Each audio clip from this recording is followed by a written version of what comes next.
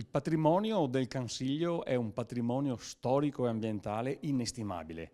Da sempre è stato gestito unitariamente, sin dai tempi della Repubblica Serenissima, in maniera unitaria, perché è un demanio. Siamo favorevoli allo sviluppo dell'area naturalmente, ma non siamo d'accordo sull'iniziare a vendere pezzi di questo che è sempre stato un demanio pubblico gestito dalla Regione.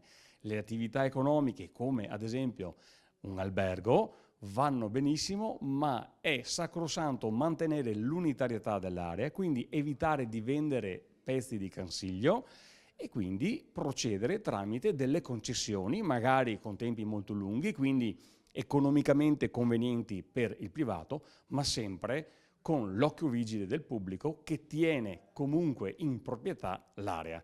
Quindi l'auspicio che facciamo è che la Giunta si metta d'accordo e che venga deciso di scegliere finalmente la strada della concessione. Evitiamo di farci male, evitiamo di cominciare a iniziare a vendere pezzi del Cansiglio, non sappiamo chi potrebbe arrivare in casa nostra e perciò pensiamo a delle concessioni che sarebbero sicuramente molto più utili anche per far valere quei diritti che la Regione ha in quest'area importantissima, tutelata anche dalla rete Natura 2000 dell'Unione Europea, perché ha una biodiversità e un ambiente che è unico in Europa.